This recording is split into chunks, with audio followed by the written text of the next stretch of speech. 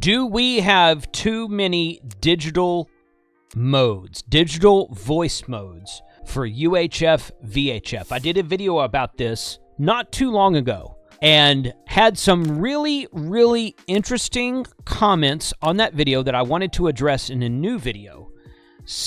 Most of these comments are very good. They're very insightful, very thought-provoking. Some of them I do not agree with, but I wanted to do a follow-up to see what you guys had to say to kind of continue this conversation. Let's go.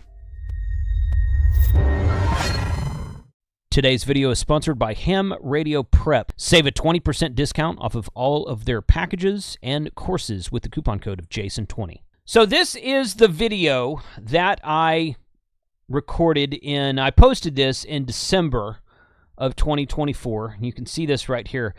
And at the time of this recording, I've got about 8,900 views on this video with over 300 comments. I went back and looked at one of my previous videos just to kind of compare it. And the next highest view video that was newest in the lineup had about 9,000 views with 200 comments. So in other words, this video has gotten a lot of comments as compared to the number of views on it. It's been some very good discussion on this video and on this subject, so I wanted to address some of these here. You guys can go see this right here. And yes, I will be addressing this. I'll ask, please, people don't use DMR correctly. We want to know more about that. What do you mean by that? A lot of people commented on that, so I'm making another video about that. That is not the video you're watching today. I wanted to start this video you're watching today with the simple underlying theme that I don't think we have too many digital voice modes. I think ham radio is about innovation, and we should be allowed to create more modes if we want to. That's basically the theme of the last video, and some people disagree with that, and some people agreed with that, and it's okay. It's okay. I think the discussion of this is more important than the topic itself, quite frankly. And this video you're watching right now is about the comments discussion on that last video. So let's switch over here. I'm going to show you guys a couple of really good comments that I found on that video and did a screenshot of. This one's from Tony Uruso.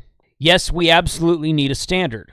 You are ignoring some fundamental differences between digital voice on VHF, UHF, and our various digital modes on HF. Because in that video, I had compared I had mentioned the fact that we don't have just one digital keyboard-to-keyboard mode on HF. We have PSK31 and RTTY, FT8, FT4, JS8 call, and a bunch of different ones.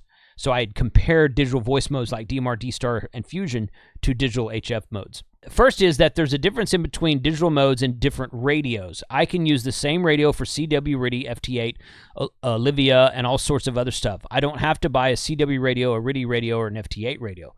There isn't a single radio on the market that supports dstar, YSF, DMR, and M17 in the same device. If there were, that would certainly change some things, but it doesn't exist. And then he goes into the second major point. So here's the problem with that type of thinking, okay? That is not the fault of the mode.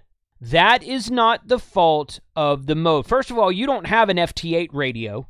No radios do FT8 natively. Radios have built-in sound. Some radios will do RTTY natively. To have a RTTY radio teletype mode built into the radio. Most of them have just what's called a data mode. Like a 7300 and FTDX10, you put it in data upper sideband or data U sometimes, and that's what you use with the built-in sound card in the radio to connect to a computer, and then your computer program is what does the mode on HF, FT8, FT4, PSK31, JS8 call, whatever. So your digital modes aren't really built in to the radio at all.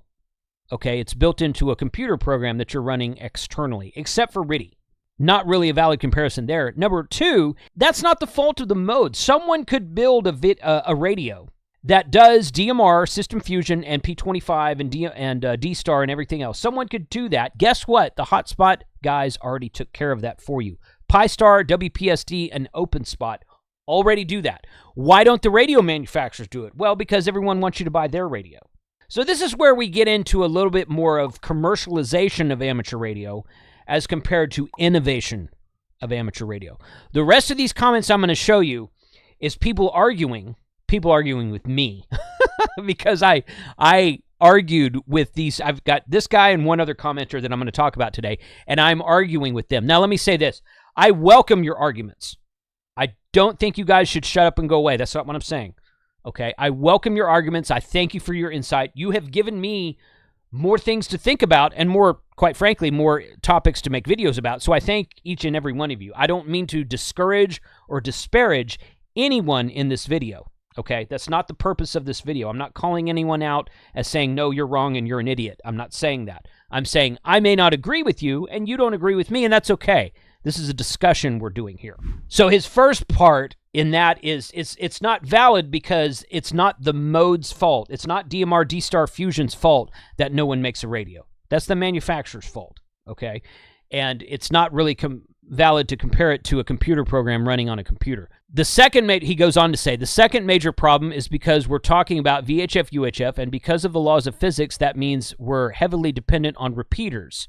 I wouldn't say heavily dependent is an accurate description. There's a lot of simplex activity that happens that maybe doesn't happen near you, but it does happen throughout the country, which are extremely financially expensive, time-consuming, and real estate-constrained physical built-in infrastructure. I have a problem with that. Ham radio operators have been putting up repeaters in various locations since the 60s. Okay, for the last 60 freaking years, we've been putting repeaters up in various locations. Yeah, it can be expensive. Yeah, it can be costly. Sure. Yeah, but hey, man, so is everything else. If you don't want to put up a repeater, then don't put one up. If you want to get together with a group of friends or a club, put up a repeater. You don't have to bear all the expense yourself. I see what he's saying here, but I'm not sure that's a valid argument as to the point today. Having to secure sites for purchase, build, and maintain 4 times as many repeaters is not feasible for the amateur radio community. So instead of getting a fragmented jumble of repeaters where you can only use a fraction of them, so the overall system sucks. There used to be a network of analog link repeater systems on 994 in Wisconsin I could talk on while driving throughout the state. There's still analog linked repeater systems in many states, including Texas. They recently decided to convert all of them to dstar, and since radio on the car doesn't support dstar, they're now all completely useless hunks of scrap metal to me. Okay, well, that's, again, anybody can buy a dstar radio, and you don't want to join in on that. That's okay. But perhaps the reason they converted them from analog to dstar is because nobody was using them. I don't know. I'm not familiar with this system. I don't know anything about it. Someone who knows about this system can comment below. So he goes on to talk about a few other things in that aspect, and he's got some good points, but the first point was the main one I wanted to talk about because he was like, well, you can't buy a radio that does all the modes.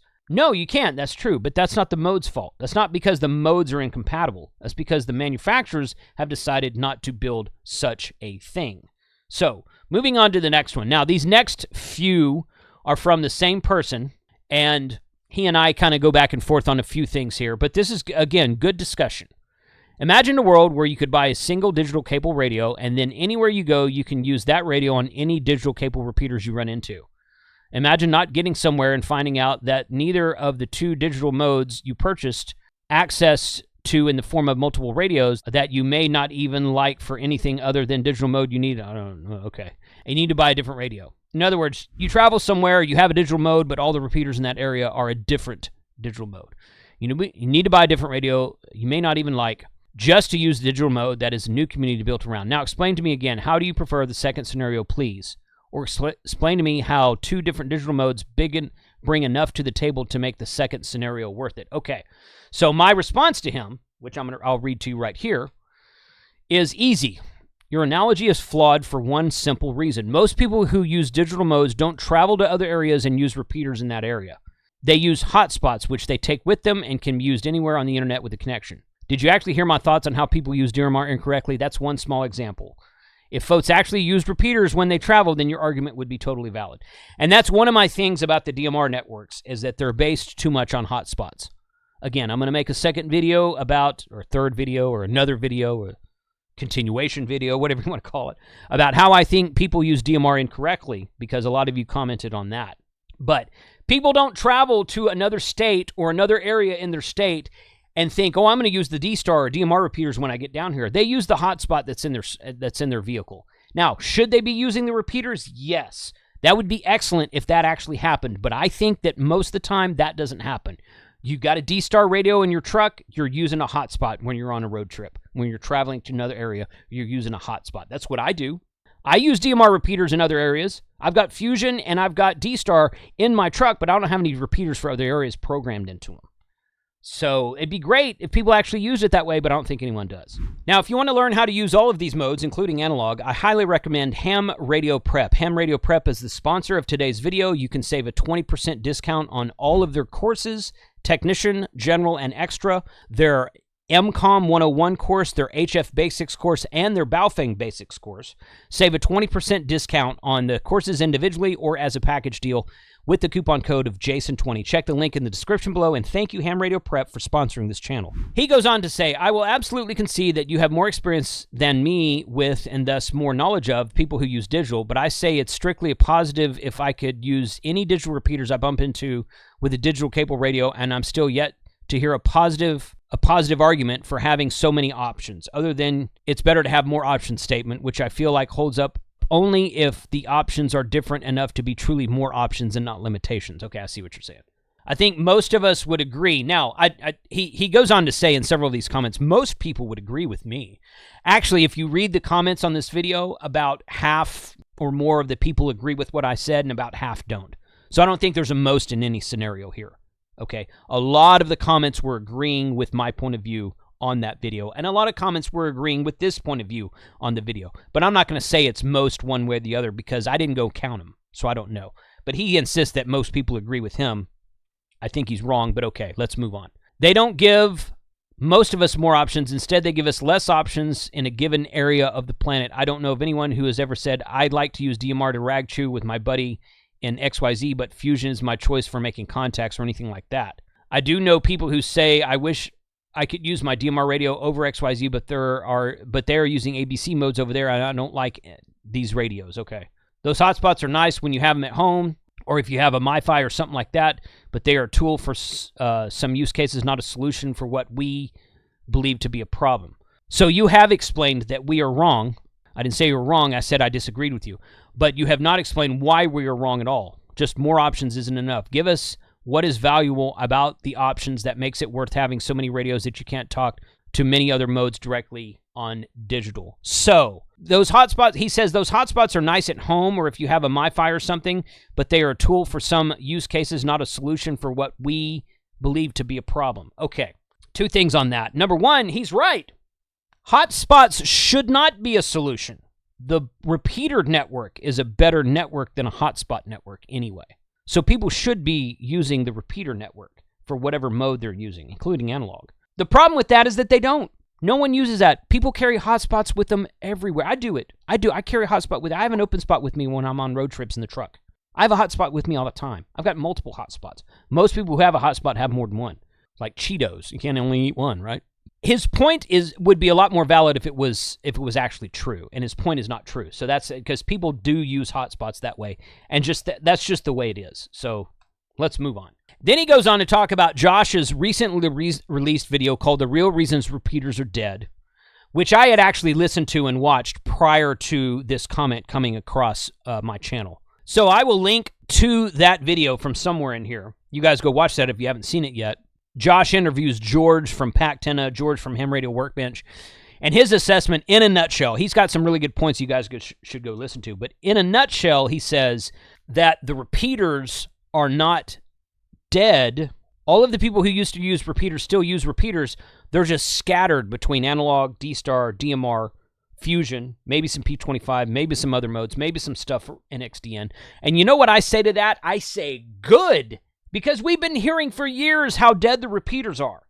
And if George is right, then the repeaters aren't dead at all. We've been hearing for years how ham radio is dying. Well, the number of people getting licensed every year since 2006 proves that ham radio is not dying. There's more people licensed today than there ever has been in the history of the hobby. And the numbers continue to go up each year. We did have a shot in the arm in 2020 when a lot of people were stuck at home. A lot of more people got licensed overall. So the numbers dipped back down in 2021, but then they started going back up again.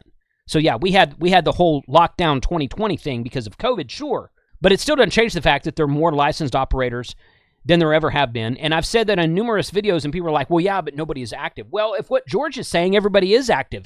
Everybody's just spread out in different places so you don't notice it. To which I say, great. That means people are active. That means there is activity. That means there are people talking on different digital modes throughout the internet, throughout the country, throughout different radio modes and different locations, including analog.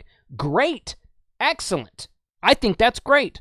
Okay, should we standardize everything just to get everyone back on the same frequency or same mode again? That's not something I would vote for. So you guys can go watch that video and check that out if you want to. I'm going to read the first paragraph of this statement, and then I'm going to close it out with my final reply to this and see what you guys think. I think you just hit on what we are saying now. Think about this. Do you think that Google would allow Spotify on Android devices if they believed users would still buy them if they were locked to YouTube Music? Okay, first of all, Google doesn't own Android. I know there's a lot of contention around that, but we are working on de-Googling some Android phones. Okay, so Google doesn't own Android, and you can totally get an Android operating system to load Spotify. You can root it, if nothing else, and load what you want to. But I see what he's saying here, okay? I see what he's saying here. Do you think Apple would not allow YouTube Music app if the iPhone users were just like, okay, I'll have an iPhone, but I also get my music from iTunes? Nope. I think history shows us clearly that both Apple and Google love to do the vendor look-in wherever they can get by with, and the only thing that keeps them from innovating in ways that benefit the users, people voting in their is voting with their wallet. In other words, they're worried about making money and selling their own apps and products more than they are about innovating. That is true. And then he goes on to saying that is what we should be doing. That is what we need to be doing. No, we do not believe that Yazoo is going to decide on standardized DMR because they've carved out a little piece of the market for themselves that they believe, incorrectly in my opinion, he and I agree on this, that they will make more money like that. We need to force people to become standardized. We need to do what Google and Apple are doing by forcing people to become standardized. Really? That's very that goes completely against the spirit of amateur radio and radio experimentation. Completely against it. In fact, that's what my rebuttal to him, the last comment that I did. I says, who is we? I'm not debating with everyone since many of the comments on this video agreed with my viewpoints. He's getting a little bit, I don't know. Maybe I was getting a little bit heated, and I read his comments like he was too. I don't know. Again, I thank this person for commenting on the video. You gave me some food for thought, and this is good discussion. So amateur radio doesn't need to be locked to any manufacturer, which is basically how it is already. We are not locked to Yazoo, ICOM, or Kenwood. We are locked to DVSI for the AMBI codec. Everything except M17, that is. So without the ability to innovate and create new modes on our own, M17 would not exist. M17 uses a codec called Codec 2, which is open source. Everything else uses a DVSI codec, whether it's IMBE or AMBE, some form of AMBE. It's a codec designed by DVSI commercial company, DVSI, for commercial standards. Even dstar, even Fusion. They're all dependent on the DVSI chip, and it's not going to be completely open source because of that. M17 is the first thing that is actually completely open source. My next paragraph here says, now, you might not agree with that viewpoint, but I've already explained it very clearly several times. Having a digital mode soup, as you call it, is only possible if we have the ability to innovate and come up with new modes that are actually not locked to any manufacturers, such as M17, which uses Codec 2. So following through with your observation and opinion, if one manufacturer chose to lock everything down, or the FCC did, open source projects like M17 would never exist. And in another part of the comment, I had asked him, who gets to decide the standard? Who gets to decide the standard? Yazoo? Because they would choose Fusion, we get rid of everything else. ICOM, they'd probably choose dstar. Kenwood might get on board with that, but although Kenwood makes DMR radios for their commercial customers. Who gets to decide? The FCC? The last thing we want is the FCC giving us more rules. Okay, we want the FCC to basically go away, for the most part. Ham radio operators, like I've said in other videos, have been self-policing in the past. And to a certain degree, that's a good thing. Okay, and having the FCC do certain things is also a good thing. Having the ARRL involved is a good thing. Which mode would you think they would choose? You want to give the ARRL permission to choose us a mode? Choose a mode for us, whatever it is, and that's what we're all going to do. You're going to force manufacturers to make a mode, or most likely the manufacturers just say, well, I'm not going to make that mode, so we're just going to start making digital radios, and then you don't have anything. So who gets to decide what the standard mode is? I asked that question several times in that comment. And I've asked that question to several other commenters on that video. Nobody's been able to answer me yet. Not with an answer that makes any sense. Who gets to decide, if we decided to get a standard mode, who gets to decide what the standard mode is? The community. That's another one. That's a good one. I love that one, the community. There's an old joke that says if you have 3 hams living in a city, you're going to have 2 ham radio clubs in that same city. We can't agree on anything. The back and forth comments on this one video on this one YouTube channel about this one subject prove that we can't agree on anything. So no, the community's not going to decide. Okay, you're going to get a very split opinion from the community. A lot of guys are DMR. Look at the comments on that video. A lot of guys say DMR only. A lot of guys say, I only use dstar. A lot of guys say, Fusion is my choice. Other guys say, M17 because it's truly open source, which it is. I don't want to decide. I do not want to. If you say, well, Jason, why don't you? No. I decide that you should be able to do what you want to do, which is create another digital mode if you want to. I don't want to decide. I don't think you should decide. I don't want to give the power to the FCC or to Yaesu or ARRL. I don't want to give power to anybody to decide to limit what we can do in ham radio. I don't want to do that, okay? I think it's innovation, and if it's a good technology, then people will use it, and if it's not, then people won't use it. And I think this is a good thing. I think discussions like this are a good thing. I know some of you are not going to agree with me. That's okay. It's all right. It's okay if you disagree with me. I have zero problems if you disagree with me. But if you do disagree and you think we should have one digital voice mode standard, DV mode, digital voice. Again, we're talking about digital voice modes over VHF, UHF. And a lot of people came along and said, well, yeah, you can use Fusion on HF too. Yeah, you can. It's still a digital voice mode, though. It's not FT8. It's not keyboard to keyboard. It is a digital voice mode. DMR, dstar, Fusion, P25, NXDN, M17. If you think we should have one standard, tell me in the comments below who should set that standard. Who gets to be in charge of what standard we use? Who gets to pick and tell everyone else they can't use what they want to? 73.